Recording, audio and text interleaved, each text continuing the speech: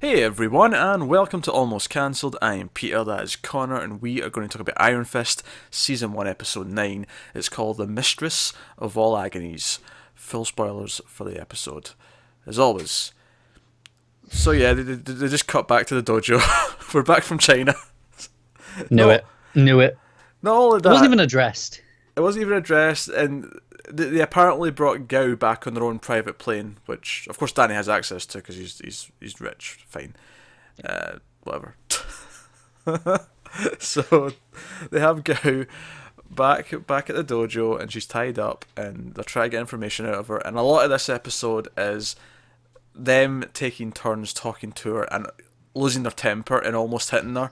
And then Danny says, "Let's get truth serum. I'll go back to Rand Industries." No. Claire tells him to go get it. Oh yeah, well she decides, sure, but Yeah, like, but he's all for torturing her at this yeah, point. okay, sure. She's making that choice, but he's like, okay, right. Well, I'll go to Rand Industries. They've got a lab. Get truth serum, and we'll try that. Well, he's gone. Madame Gao then pisses off Claire to the point where Claire's about to lose her shit. Mm-hmm. So Colleen comes out and says, "Right, you go back, in there. I'll stay watch." And then of course she ends The up same thing almost happens losing her again. shit. Yeah. It's very repetitious. She hints at, "Oh, what will Danny do when he finds out what you're secretly a part of, Colleen?" Which by the end of the episode, of course, like her Bakuta, her sensei, shows up. Bakuto, I think. Sorry. I think it's Bakuto. Bakuto, right? He shows up. He knows a lot about Danny. Apparently, trains him how to use Iron Fist to get the poison out. Because Colleen gets sick over the course of the episode, and as soon as she started feeling weird, I'm like, well, she got cut with the blade. They mentioned that the blades were poisoned in the last episode. Yeah, it was weird that no one thought to check on her before that. Yeah, no one even thought about it. Even when she started getting sick, she was like, "Oh, it's the flu or something." Okay. Do you know what? She was all over the place for me this episode because when Danny wants to, torture and potentially kill Gao in getting the information, her and Claire are like, no. And Colleen specifically says, I don't want you doing something you can't undo. But last episode, she was all for killing people, which you definitely can't undo that. That is true. Yeah. Like that was stood out a lot to me. Yeah, that was a bit of a flip flop. Yeah, and the whole thing with, so we've got her with this team now, and like they're going to go with everyone, and that's not. I don't want to gloss over the fact that her sensei comes in and trains Danny how to heal someone. Like he burns the poison out of her system with his Iron Fist. And well, I'm sure this is a thing in the comics. I'm sure it's not just out of nowhere for people who know the character. For someone who's just watched the show, this just feels like a complete Deus Ex Machina, where some character shows up and is like, "Hey, do this," and Yeah, like in the comics, he could do a lot. yeah, And I'm okay with that. What my problem is that he just learns it and masters it straight away.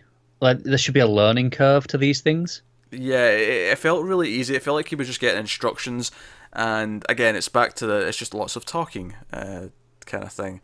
There's a lot of talking, and not a lot of it really means anything. It's very repetitious. So he comes back with the truth serum, right? There's a little couple of tidbits I want to talk about with Danny otherwise, but just to keep with the Gao stuff, Yeah. he comes back with the truth serum.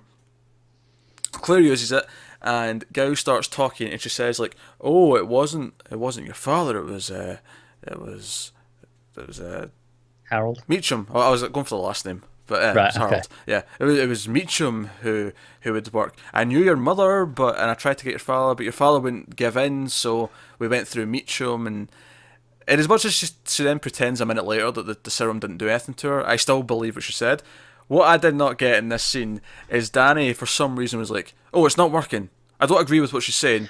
Yeah, I don't understand. She gave you a bunch of information, and then it basically wore off. She went to sleep, It's so to because, speak. yeah, but it's because he has, for some reason, has no suspicion whatsoever in his mind that Harold Meacham is an upstanding man that is noble and will not be sullied by anyone. Do you know what is actually more concerning? I think this is the first time I've seen him be suspicious all show. It's not working. Claire, your drugs are shit. It's like, what? Does that count as being suspicious?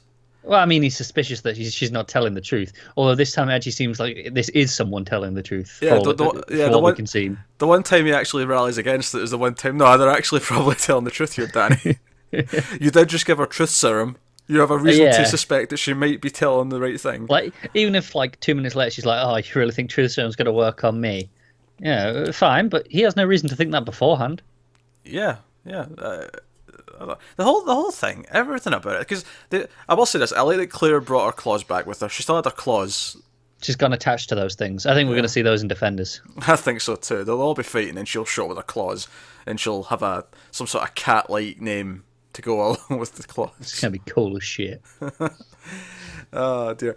So that's the whole thing. And Colleen's connections or soldiers and whatever like help them all out at the end, and they take Danny away. And that's when we get a glimpse of this weird assassin dude who ran into a character. We'll get to what character he ran into earlier. He ran into a character. He killed a random dude in a food truck and made little tinfoil throwing stars. Just because. Just because I was half expecting the Prometheus team to start kicking in at one point when he Oh, man, that would have improved this so much. when he started throwing his throwing stars.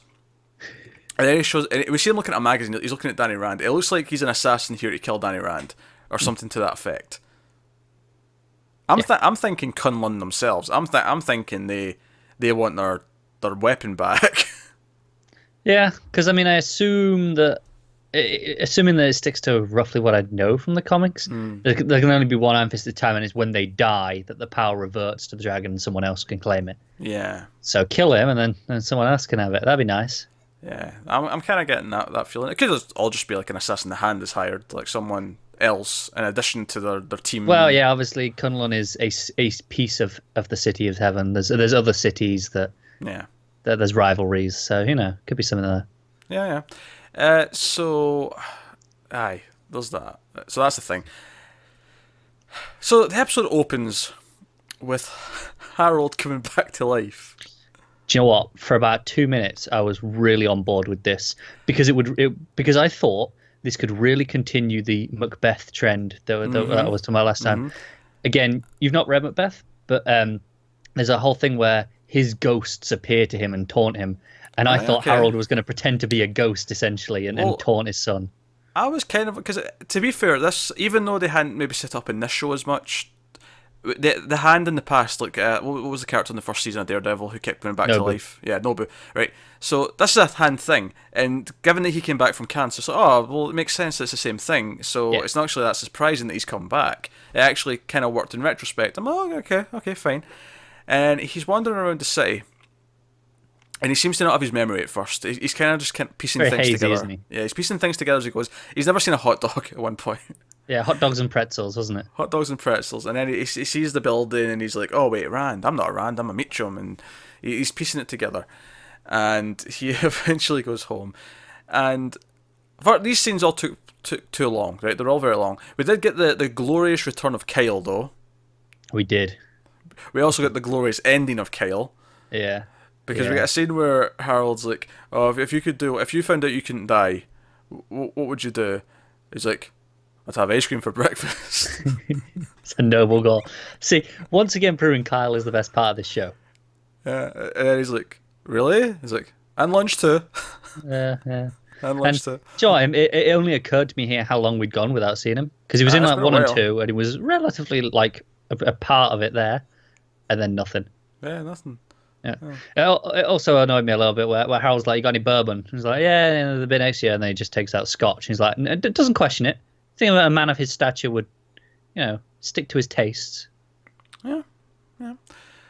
But then Ward comes knocking, comes back to the apartment, and Meachum Harold acts kind of weird. It seems like he's like had like, forgive the expression, but it feels like he's born again. He wants to make amends for his past mistakes. He's like, "Oh, I don't want to be this antagonist in your life. Ward, if you want to go and do other things with your life, that's fine. I'm going to tell Joy, by the way, that I'm alive." And obviously this is the one thing... I love how he just slips that into casual conversation, though. It's the one thing, though, that makes Ward go, "Wait a minute, you can't do that." Like, he thinks he's out. He's ready to go. He's like, "Yeah, I'm never seeing you again, old man. Bye-bye." But he wants to protect his sister. And to be fair, they've kind of set up that he does care about his sister. And so, which leads to him going to the Hatchet Men of all people. He didn't even believe the Hatchet Men existed when Danny tried to tell him about them. But now we cut to a scene But with now he him. knows exactly where to go, and Yeah, and then if you'd have told me last episode that this episode would end with Ward in the same mental hospital that Danny was in episode 2 with the same psychiatrist, and he's like. He mentions that his dad's alive, and obviously the doctor thinks he's crazy because your dad died of cancer 13 years ago. That was very public. That was do you a know thing. what annoys me about this? He knows that that's what they think, because he even says, "Oh, you're not going to believe me," and you're going to, yeah. But then, why bring it up in the first place, you stupid knob? And then he starts giving the finger to the camera because he knows his dad can see him, and we know he can see him. But again, makes you look a little bit crazy. It does.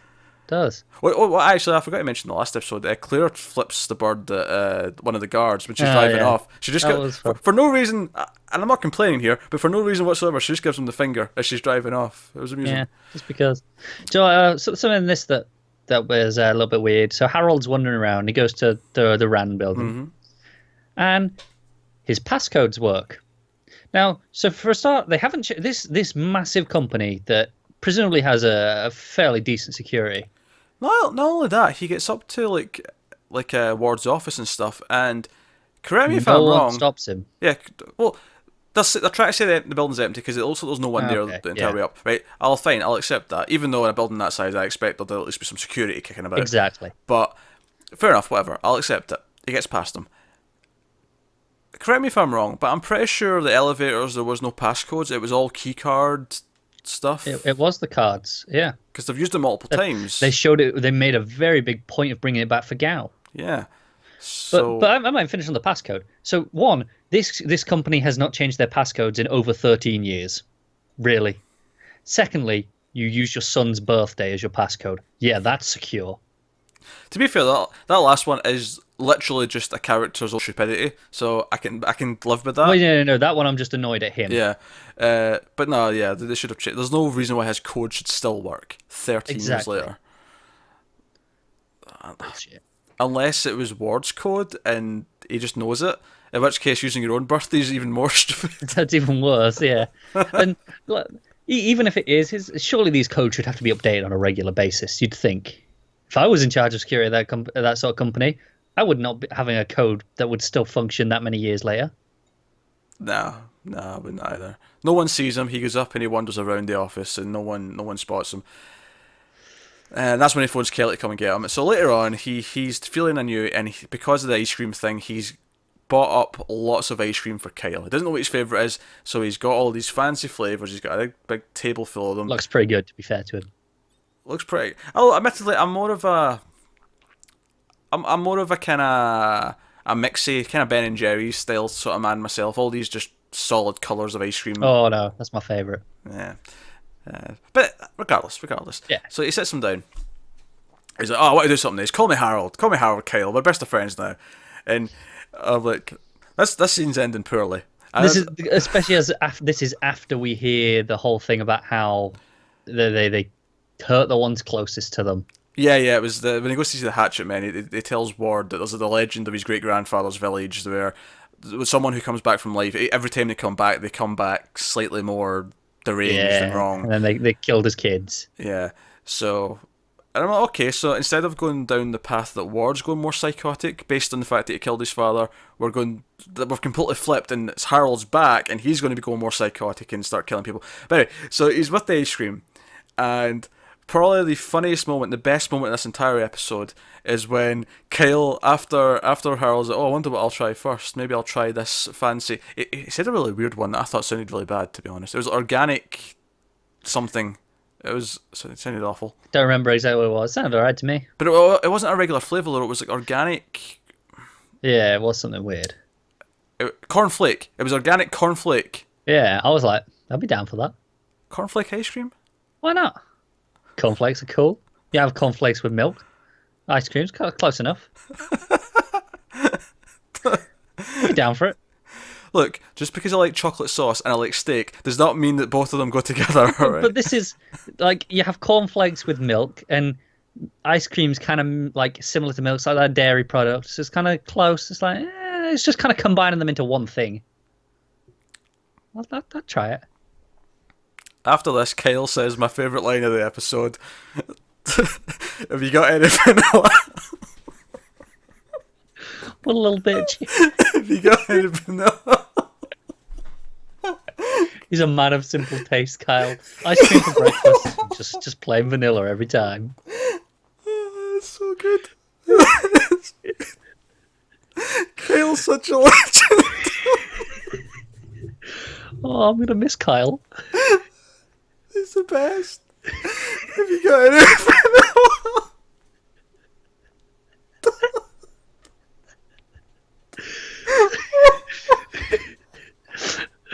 Why? Why would you ask that?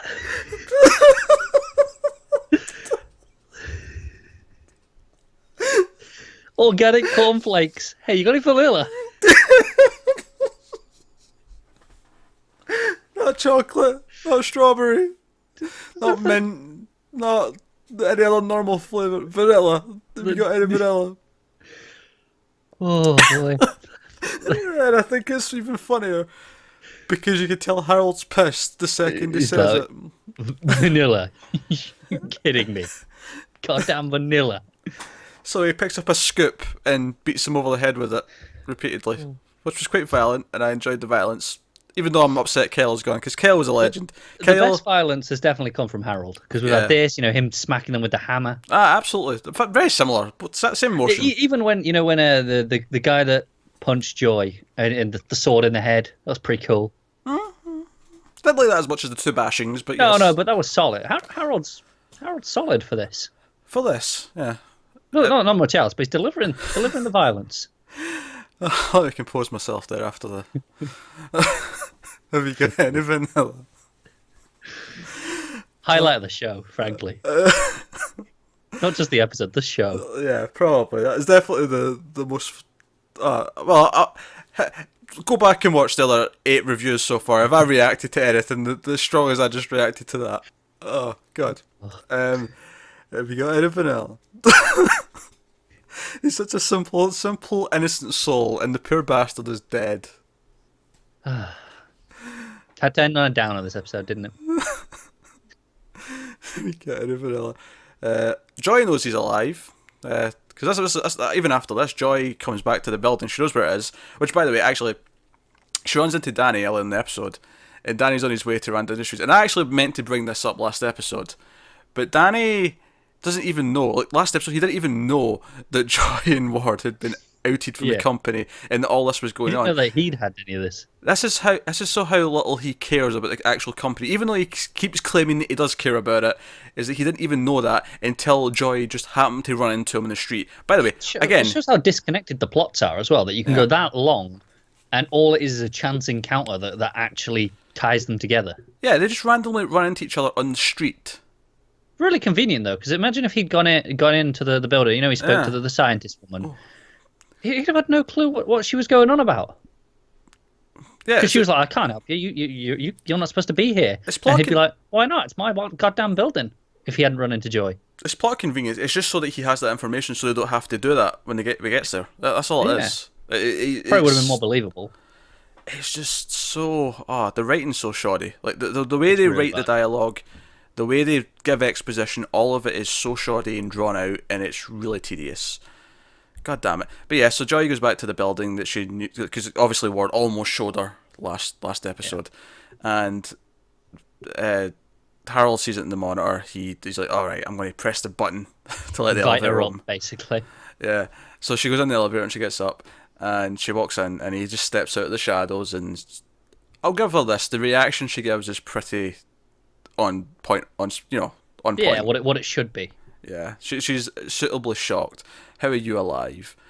And that's kind of where we end. But have you got any vanilla? This show's never going to top that, is it? It's not. This show is terrible. I mean, I'm saying it now. Like 9 episodes in, I am desperate for it to end. I am not enjoying this show. Right? However, but it was kind of worth it for us to that. Have you got any vanilla? Might be the best single line of dialogue in the entire MCU. It's the It funniest might line. just. It's Oh, definitely absolutely. it's definitely the funniest line in the entire MCU. And there's some good jokes. You know, the Marvel movies tend to have some good little funny moments. They're quite Yeah. good. You know, Guardians especially, Tony Stark, good funny moments. Yeah. Nothing's topping a Have you got any vanilla? Oh my god, I love it. I love it so much. So good. Oh dear. Do you Right. know what the worst part is? I'm not sure just how intentionally funny that's meant to be. Like, is it supposed to be this funny? I don't know. If it's not, it almost makes it even funnier. It does, doesn't it? It's almost funnier that they did not understand that was going to make me laugh. Because it really made me laugh. The entire scene, I think, was supposed to be dark and show how crazy that Harold's gotten, and instead I was kind of manically laughing Yeah. over Have You Got Any Yeah, Vanilla. pretty much. Oh god. So yeah, wards on a psych ward. Yep. I didn't mean that, but I used the word ward twice there. Wards on a psych ward. Joy knows about her father. Her father has just killed Kyle. Poor Kyle. Yep. Oh, it's a South Park joke to be made in there somewhere. It probably is. Yeah, and yeah. So Colleen's people, or Sensei and the soldiers, have taken Danny away. Claire wasn't allowed to go because we don't want to pay Rosario Dawson for too many episodes, so she'll probably get to skip one now. Aye. I mean, they say, "Oh, where we're going, you're not allowed." So I'm hoping it's something mystical, and we can actually. I mean, maybe it's a bit late at this point, but some of the mystical elements would be nice. Yeah, yeah. Do you know what is actually really bothering me? There's what, 4 episodes left, and so most of these shows they end with he has to fight someone, right? At the end, that's We got this new assassin. That's who he's going to fight. yeah, but who is what? Who is he? Why are we supposed to care this close to the end? Surely it has to be Harold. It has to be, surely. You're right. It has to be. Otherwise, because those plots feel so disconnected right now. It feels like he was doing his own thing. He came by, at the start of last episode, he ran into Ward and found out that he Yeah. died. But otherwise, if he had missed that meeting, he would never even know that he died and came back. He'd have just shown up at some point and been like, "Oh, hey, Harold." Yeah. So it has to fit Harold. That's the only one that would have some sort of emotional resonance to be a final fight sort of thing, a final episode fight. Yeah, failing that, they're going to just whip. I mean, technically, this new assassin's whipped out of nowhere. But yeah, and that's my problem. It's quite close to the end to just whip out your main adversary. Yeah. Yeah, it's How much can they build him up now in 3 episodes to give us time in the 4th one to care about what this conflict is? Yep, it's a bit weird, bit forced and whatnot. I got nothing for you. So that is episode 9 of Iron Fist. Nearly there. 4 more left. Let us know what you thought of this one in the comments below. And hey, if you're liking it, great. I'm glad you're getting enjoyment out of it. But did you enjoy Is There Any Vanilla as much as we did? Hold on a minute. Have you got any vanilla? Say it correctly. I feel like the have you is an important part of that sentence. Oh sure, not just the general asking for vanilla-ness. No, because it's funnier. Because he's brought so much. It's like going up to the counter at an ice cream store, right? And it's your Baskin Robbins, whatever. Pick your place, and all these fancy flavors. Everything's exceptional, different, fancy. Got your tropical flavors, got your chocolatey flavors, everything. And the sales clerk stands there and describes all the fancy concoctions they've got. They're like, here's the specials, here's the popular ones, here's this, here's that. That comes from goddamn the middle of Africa. That one comes from Spain, Madrid. That one comes from New Zealand. And then Kyle at the counter says, "Have you got any vanilla?" I proper want ice cream now though. I could go for some cookie dough ice cream. I've got some mint choc chip. I think I'm gonna dig into that. Chocolate brownie's also nice. Ice cream's nice. Ice cream's good. I'm not always in the mood for it. I need to be in the mood for ice cream. But I do as well, but after that, I sure as hell am. But when I get in the mood, yeah, that's what I like. Anyway, we have tangented a little bit in this one. We're getting a bit loopy. We're so late in the season. We're getting close to the end. Right, I feel like the problems with the writing are getting more glaring as we go on. I think because they're padding it out a little bit more as we get further on because they're stalling for time. It feels that way. So, because at least at the start of the show, as much as we had a lot of problems with the writing, we had a lot of problems with what they were doing. We had hope that maybe they could resolve them a little bit. Well, it's not even they could even resolve them. It was just that because it was the start of the show and they were introducing a lot, there was a lot to do. Yeah. At the very least, in that sense, at least compared to now. Whereas it feels like they're stalling for so much. I feel like this episode and the last episode could have been one episode. It really feels that way. I mean, we didn't really accomplish that much from this one. We didn't. Most of the episode, like the main characters were in the one room, and it's a. But there you go. That's episode 9. Let us know what you thought of this one in the comments below. Like and subscribe and all that stuff. Helps us out a lot. Get us on Twitter at mailed_fuzz for channel updates. Individual Twitters are on the screen for everyday ramblings. Thanks for watching, guys. Have you got any vanilla?